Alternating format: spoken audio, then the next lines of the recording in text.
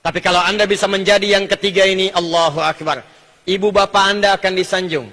Keluarga Anda akan ikut terhormat.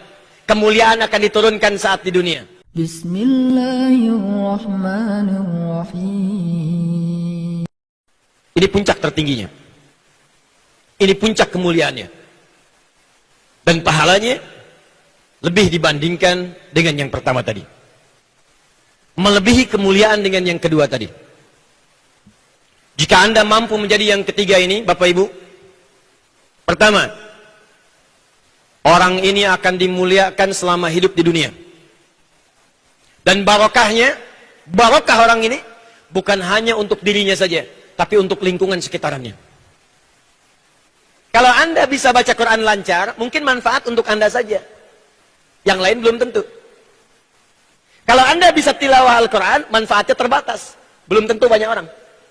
Tapi kalau Anda bisa menjadi yang ketiga ini, Allahu Akbar. Ibu bapak Anda akan disanjung. Keluarga Anda akan ikut terhormat. Kemuliaan akan diturunkan saat di dunia. Satu. Nanti saya beri contoh.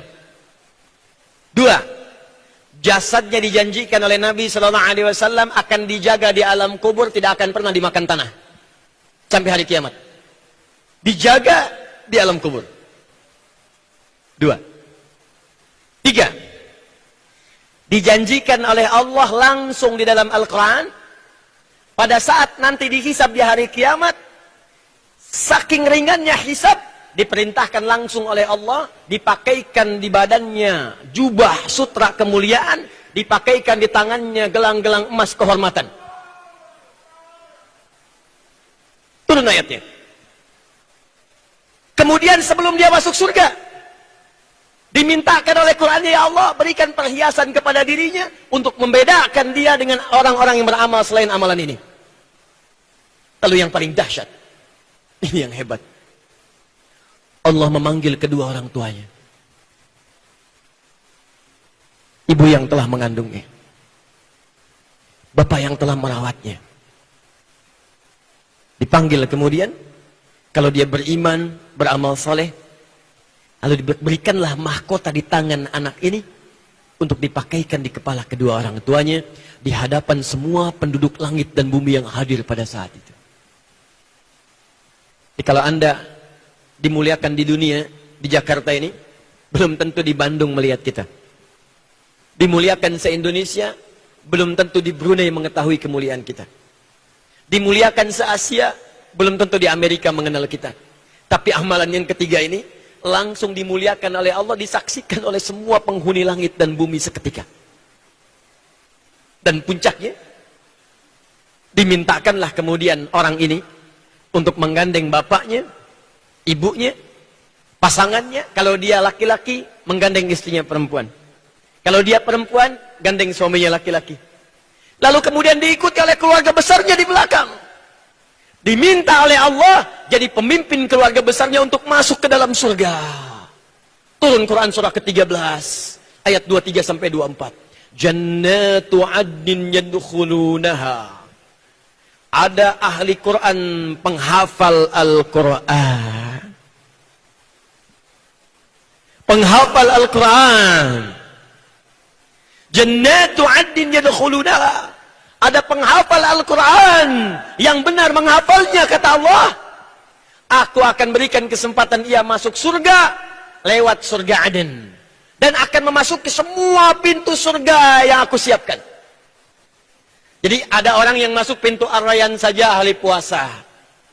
Ada orang masuk pintu tahajud ahli tahajud. Ada orang masuk pintu sedekah ahli sedekah. 8 pintu surga. Tapi ahli Al-Quran, kata Allah yang ini, dia akan masuk ke semua pintu surga itu lewat surga Aden. Ayatnya belum selesai. Wa man salaha min abaihim, bapaknya yang soleh, ibunya yang soleh, yang sabar mendidik anaknya jadi ahli Quran, yang sabar menghafal Quran bersama anaknya. Bapaknya belum hafal, anaknya hafal. Bapak cuma 1 juz, anak 30 juz. Ibu setengah juz, anak 30 juz. Cuma sabar.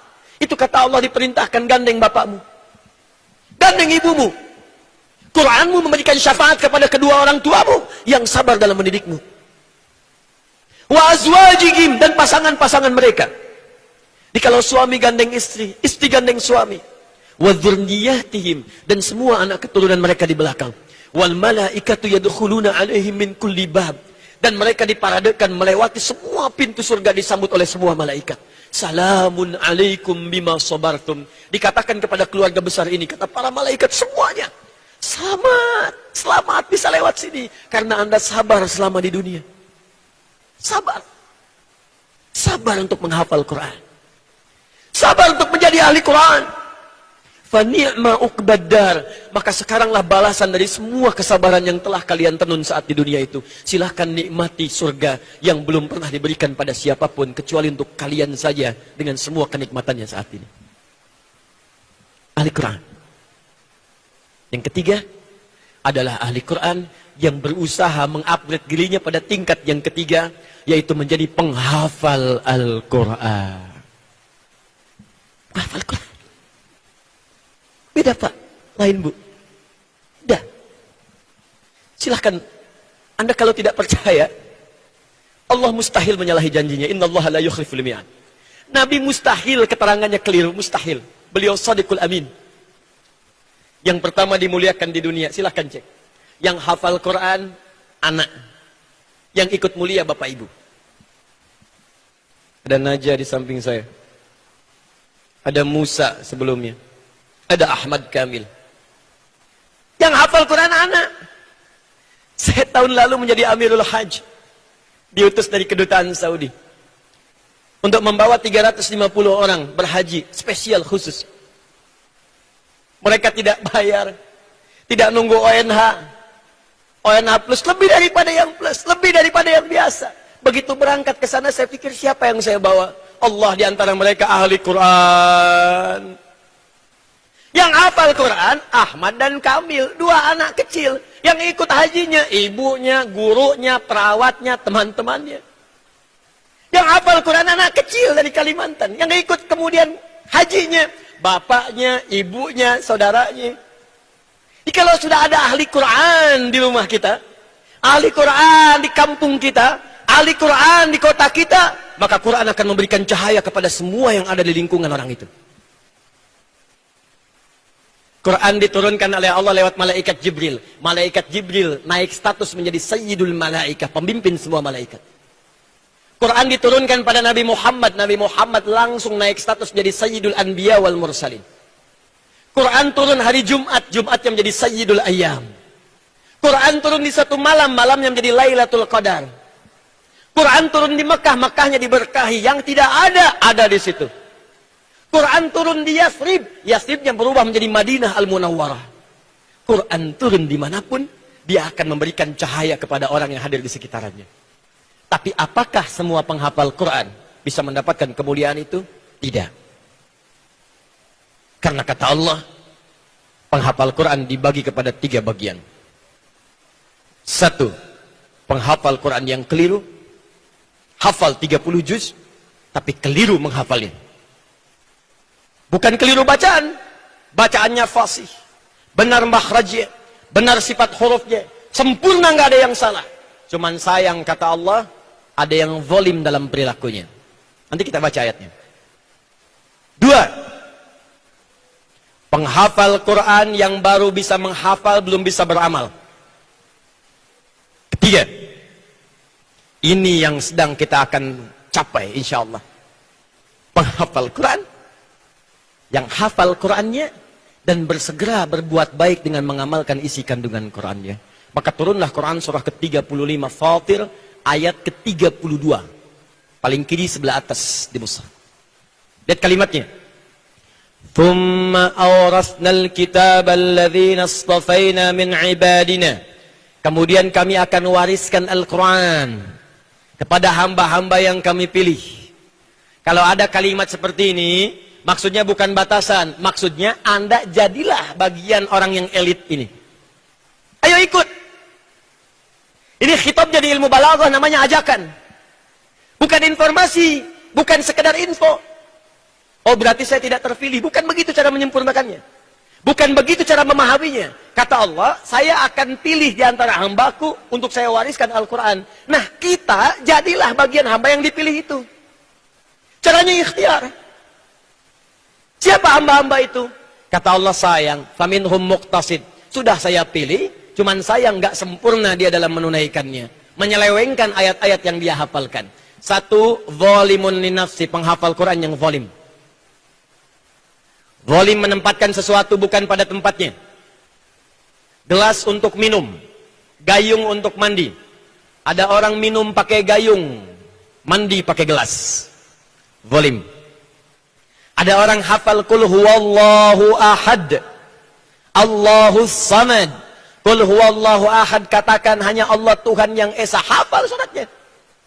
Sempurna bacaannya, nggak ada yang salah. Kemudian makhrajnya, sifat hurufnya, madnya, waqaf ibtidaknya, sampai gharib muskilahnya, nggak ada yang salah.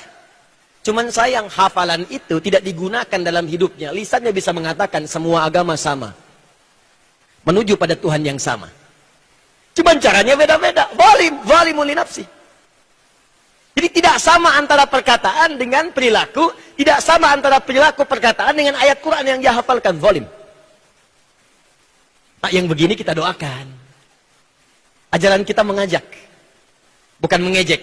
Saya tidak pernah mengajarkan Anda untuk mengejek orang lain. Ya, merangkul bukan memukul. Ada orang salah, mungkin kurang ilmu, kita luruskan, sampaikan sudah. Doakan dengan baik supaya dia berubah. Apa ada di antara kita menginginkan saudaranya masuk neraka? Jangan cari musuh ya. Cukup setan jadi musuh kita sudah berat. Jangan cari yang lain. Cukup satu saja, setan sampai hari kiamat. Dua, wa minhum muqtasid. Ada penghafal Quran yang paket hemat. Paket hemat, hemat untuk dirinya saja, belum bisa berbagi. Ngapalin, terus murajaah, mojok-mojok di pinggir masjid, dekat tembok, gitu kan? Allahu la ilaha illa wal hayyul qayyum la ta'khudhu sinatun wala naum beneran tidur dia. Allah tak tidur, dia tidur gitu kan, kena AC. Tapi diminta jadi imam, Pak silakan jadi imam. Aduh saya belum mampu. Padahal hafal. Itu muqtasid, paket hemat. Yang ketiga, ini yang hendak kita capai insyaallah. Siap? Siap insyaallah? Wa minhum sabiqum bil khairati biiznillah. Penghafal Quran yang benar, walaupun dia belum hafal 30 juz. Saya katakan belum, bukan tidak. Awas. Walaupun dia belum hafal 30 juz, tetap disebut oleh Allah sebagai seorang penghafal Quran. Kalau dia berusaha menghafal Quran sampai dia wafat. Hafal.